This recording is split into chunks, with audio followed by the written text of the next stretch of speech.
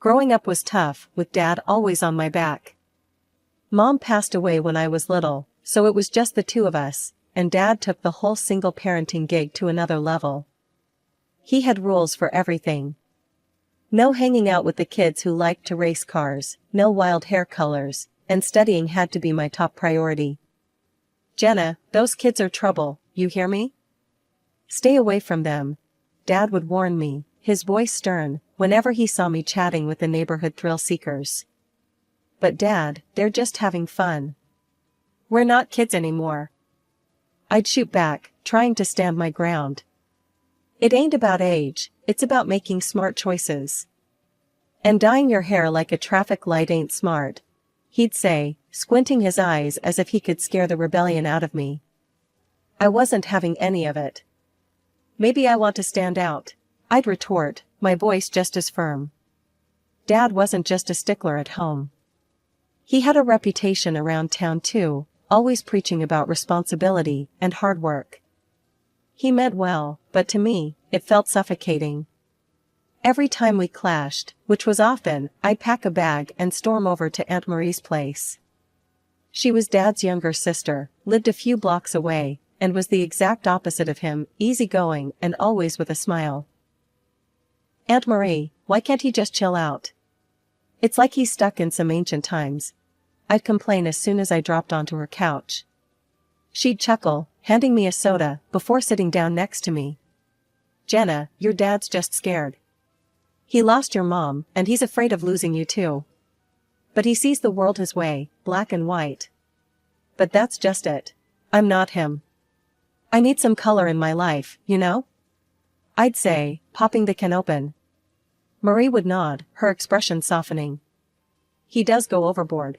But he's not wrong about everything. Give it time, you'll see some of his points." That was Aunt Marie, always trying to bridge the gap between Dad and me. But back then, I couldn't see it. All I knew was that I wanted out. So, as soon as high school was over, I grabbed my chance. Thanks to my grades, I landed a scholarship and went off to college, leaving my hometown, and Dad, behind. College was freedom. For the first time, I made my own decisions without anyone looming over me. I dyed my hair purple, stayed out late, and, yes, even got involved with a group that loved street racing. But I kept my head in the books. I wasn't about to waste the scholarship or the opportunities one had fought so hard for. After 4 years of hard work and a fair share of fun, I graduated with a degree in accounting and a job offer from a respected firm in the city. My boss, Mr. Thompson, was a tough guy but fair, much like Dad and his expectations, but without the personal judgment. When I met Mike, it felt like hitting the jackpot. It was at a casual hangout with some friends from work. He was there with a buddy who knew one of my colleagues. Mike had that easy charm, a quick smile, and an infectious laugh that pulled you right in. We got talking, and it turned out we had a ton in common, both mad about classic rock, both foodies, and both into old movies. "Ever seen Casablanca?" he asked, eyes lighting up as he took a sip of his beer. "Are you kidding? Here's looking at you, kid is my go-to toast." I laughed, thrilled to meet someone who shared my quirky interests. We hit it off immediately, and before long, we were inseparable.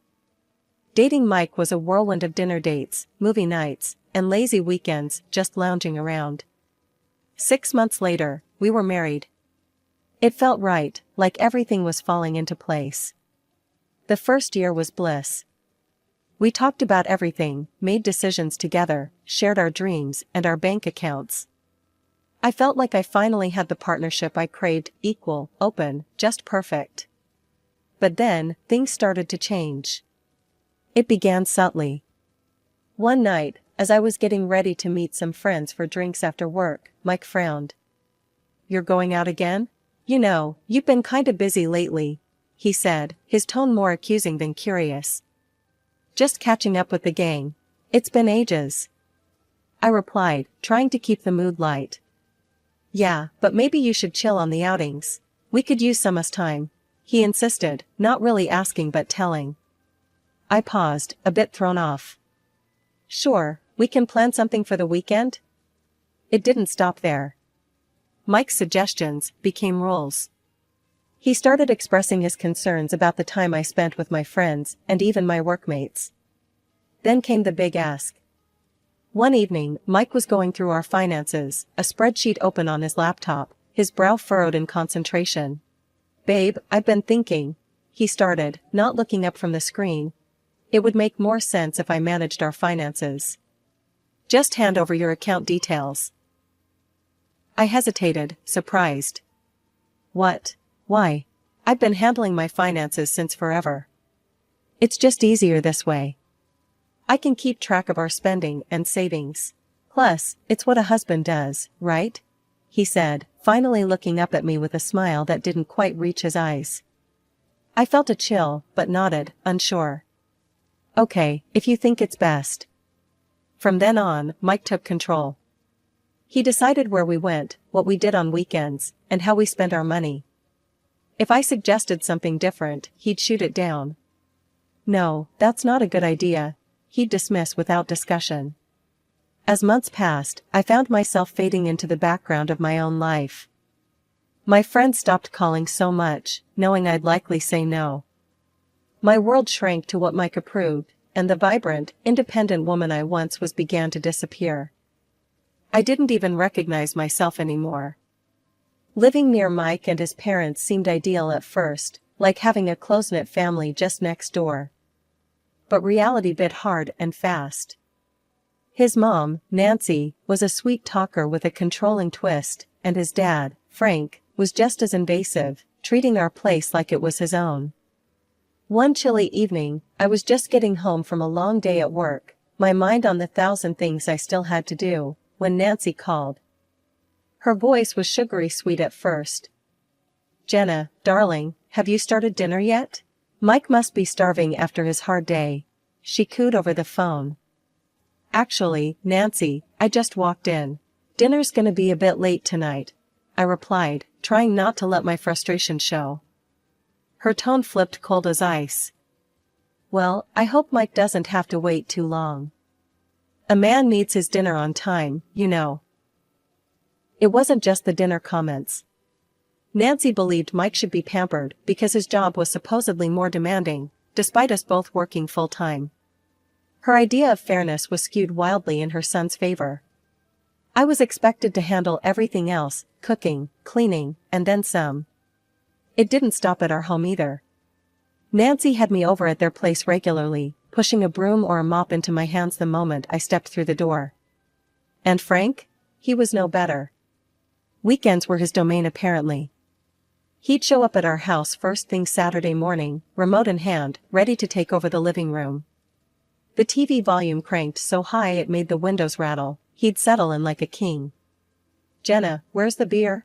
I thought you'd have stocked up for the weekend," Frank would bellow from his makeshift throne. "It's in the fridge, Frank," I'd call out, trying to hide my annoyance. Frank would grumble something under his breath about kids these days as he raided the refrigerator, leaving a trail of crumbs and empty bottles in his wake. Mike never said a word against it, always shrugging off my complaints. It was exhausting.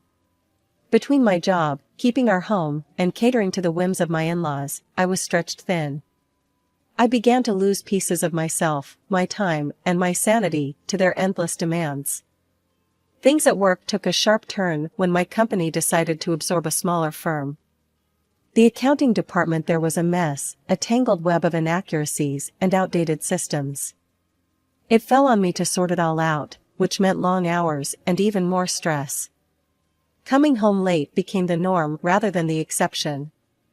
One particularly grueling evening, I got home to find Mike lounging on the sofa, flipping through channels, the dinner table untouched and empty. "Where's dinner? You know I get hungry after work," he complained without even looking my way. I dropped my bag, my patience worn thin. "Mike, you know what's been going on at work. You were here first, why couldn't you have made something?" He laughed, a harsh, mocking sound that filled the room. "Me, cook dinner? That's women's work, Jenna. I'm not about to start playing house husband." I felt a surge of anger. We agreed, before we got married, there'd be no men's or women's jobs. "We're supposed to be in this together," I shot back, my voice rising. Mike's face darkened, and he stood up abruptly. "I don't have time for this nonsense," he snapped, grabbing his keys off the counter. "Where are you going?" I demanded, but he was already heading for the door. "Out. Away from this." He threw over his shoulder, and then he was gone. He disappeared for days. No calls, no texts, just silence. I was left alone, wrestling with my escalating workload and the crumbling facade of my marriage. When he finally came back, he acted as if nothing had happened, ignoring the strain and tension between us. Around that time, I received some good news at work. My efforts hadn't gone unnoticed, and I was promoted with a significant salary increase. I was over the moon, until I shared it with Mike. "That's great, babe," he said, a too quick smile flashing across his face. "Guess what? I'll quit in a week. No point in working now that you're making enough for both of us." I stared at him, stunned. "What? Mike, we need to discuss this together?" He shrugged, completely unconcerned. "You're making plenty. I can finally relax a bit." The next day, I went to work early, the weight of my thoughts heavier than ever. I stayed late again, my mind buzzing with figures and files, but also with a growing resolve. When I finally got home, Mike was waiting, his expression sour. "You're late again. Where's dinner?" he started in immediately. I took a deep breath, my decision clear in my mind. "Mike, we need to talk. This isn't working. I can't be the only one trying here." He scoffed, crossing his arms. "So what are you saying? You want a medal for working hard? Come off it, Jenna." "No, I want a partner. Someone who stands with me, not on me," I said, my voice steady despite the storm inside. Mike looked at me, really looked, and for a moment, I thought I saw a flicker of understanding. But then it was gone, replaced by the stubborn set of his jaw. "If you can't handle this, maybe you shouldn't have taken that promotion," he retorted coldly. Then he grabbed his jacket and slammed the door behind him. 9 months had slipped by, months where I found myself trapped in a life I never envisioned. Mike never went back to work. Instead, he filled his days meeting with friends and often stumbled home late, reeking of booze. Each time I dared to question him, he'd explode in anger, retreating to the sanctity of his parents' home where he was still treated like a child rather than a grown man. "You're being too hard on him, Jenna. You should be supporting your husband, not tearing him down." Nancy, his mother, would screech over the phone whenever he ran off to them. "I'm supporting the whole family, Nancy. What more do you want from me?" I'd shoot back, my patience worn to nothing. It wasn't just supporting Mike, his parents had grown dependent on me too. Small amounts of money were frequently requested, money for groceries, money for bills. It seemed their hands were always outstretched, waiting for me to fill them. Her only response was to hang up, leaving me fuming and helpless. One day, amidst this ongoing storm, I received a call that shattered the uneasy calm. Aunt Marie's voice was soft but strained as she relayed the news of Dad's passing. My world stopped. The last time we spoke, we had argued, silly things, youthful pride clashing with his rigid ways. I never got the chance to make peace. "Can you come with me to the funeral?" I asked Mike, a desperate plea for some semblance of support. He barely glanced up from the TV. "Nah, I can't handle funerals. You go handle it," he muttered, dismissing my need with a wave of his hand. So, I went alone. The funeral was a blur, faces of family and friends I hadn't seen in years, all mourning the man who raised me alone. But it was after, while sitting in Dad's lawyer's office, that reality hit hard. Dad had left me everything, his house and savings, a total of $250,000. Tears streamed down my face as I realized, despite our differences, Dad had been preparing me for a future, perhaps knowing I'd need a way out someday. That night, in the quiet of my childhood home, I thumbed through old photo albums. Pictures of me in rebellious outfits, with bright hair and brighter smiles, all screamed of a girl who dreamed of freedom. I had traded those dreams for security, only to end up more caged than ever. As dawn broke, clarity came with it. It was time for a change, a big one. The money and the house, It wasn't just an inheritance, it was my ticket to a new life, a chance to rediscover the fierce girl who once believed she could conquer the world.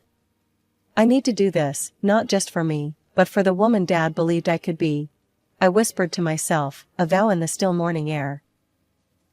When I walked through the door of what used to be our shared home, the air was thick with expectation. Mike and his parents were already waiting, like vultures perched for the kill. Their eyes lit up with a mix of greed and curiosity as they spotted me. "So, Jenna, how much did old Hal leave you?" Mike asked, his voice dripping with feigned concern. I hesitated, clutching the documents a little tighter. Before I could reply, Mike snatched the papers right from my hands. As he scanned the figures, a triumphant grin spread across his face. $250,000, he exclaimed, turning to his parents, who immediately began to buzz with excitement. His mother, Nancy, clapped her hands together. "Oh, that will cover a lovely vacation for us all. How about Italy? Or maybe a cruise?" Frank was already nodding in agreement. "And we need new furniture. Something nice, something grand," he chimed in. Mike, not to be outdone in the dreaming, banged his fist on the table. "It's settled then. I'm getting a new car. It's about time I rode in style." I stood there, stunned into silence for a moment, as they carried on, planning as if I wasn't even in the room. Gathering my courage, I finally spoke up. "Listen up, all of you. This is my inheritance, not yours. I decide how it's spent, not you," I said, my voice firm, louder than I felt. Mike whirled on me, his face twisted in anger. "You think you're in charge here? Keep talking like that, and I'll divorce you so fast it'll make your head spin."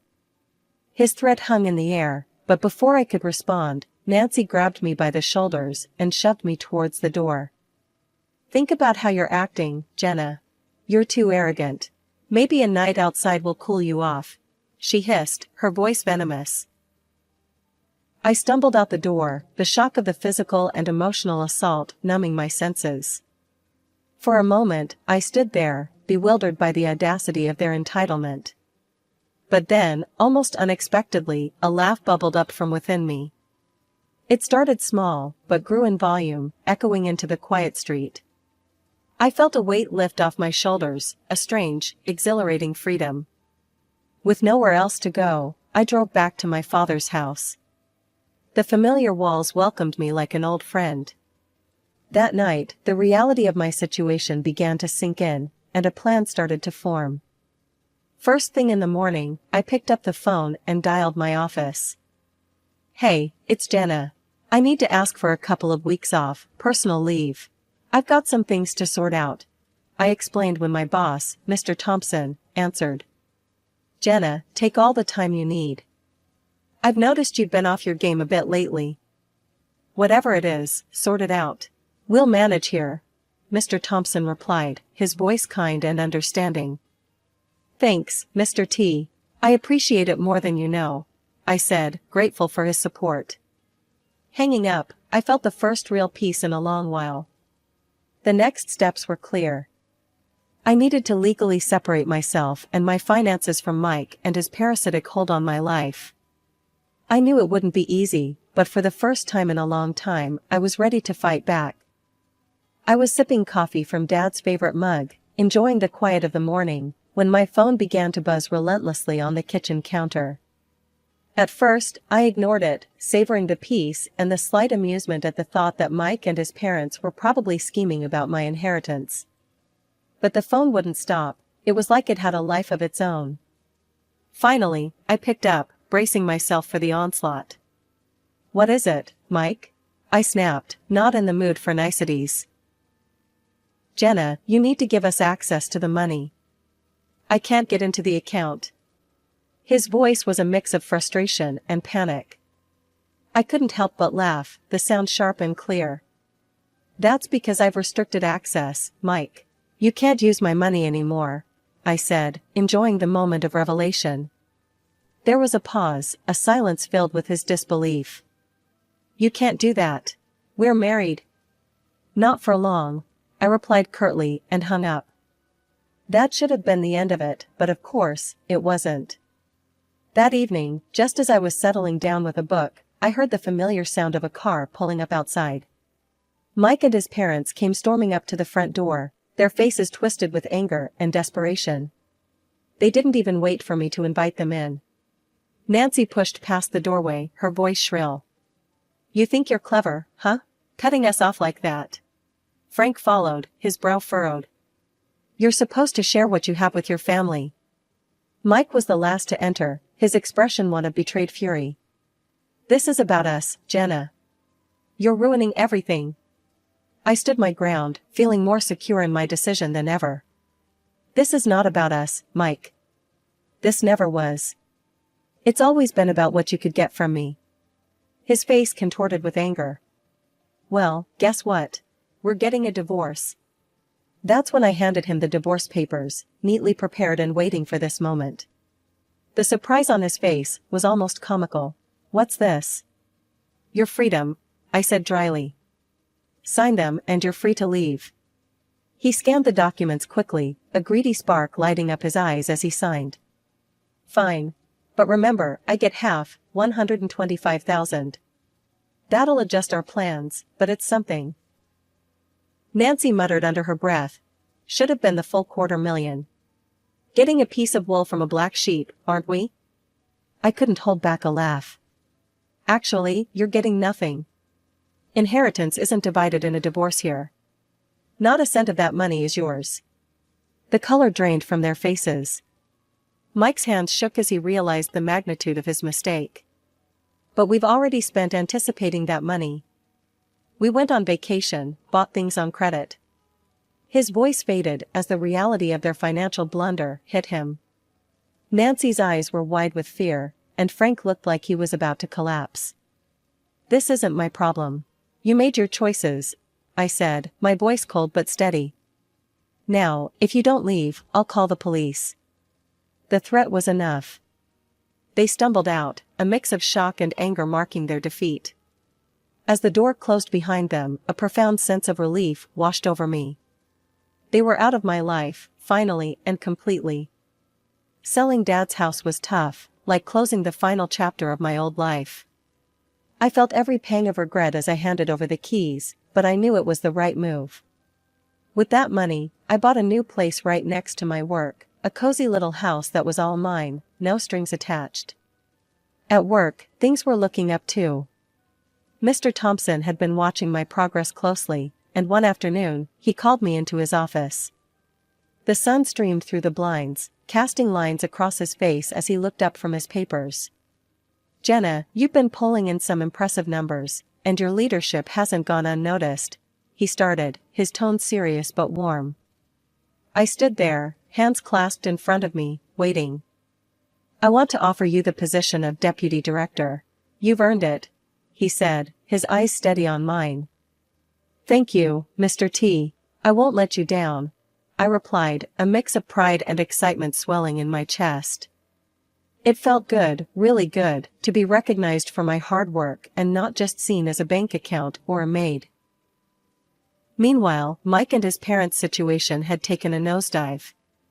They were buried in debt after their reckless spending spree, hiding from creditors who weren't too pleased about unpaid bills. They had to sell their house, but even that wasn't enough to cover their debts. Last I heard, they were cramped in a small rented apartment, all of them working odd jobs, just to make ends meet. One evening, my phone rang, and Mike's name flashed on the screen. Curiosity got the better of me, and I answered. "Jenna, listen, I've been thinking a lot," he started, his voice shaky. "I made a mistake. A big one. I want to make things right. Maybe start over?" I couldn't help but laugh, not a joyful laugh, but one tinged with disbelief. "Start over? Mike, do you even hear yourself?" I know it sounds crazy, but I've changed, Jenna," he insisted, desperation clear in his voice. "Changed? Mike, you only call when you're out of money or options. You don't need a restart. You need a reality check," I shot back, my patience thin. And with that, I hung up. I realized then that I was truly free, Not just from Mike, but from the hold his family had on me, from the life I was forced into. Now, I really understand what Dad tried to teach me all those years. He knew the value of standing on your own, of making tough decisions for the sake of your future. I only wish I could tell him he was right, share a moment of reconciliation.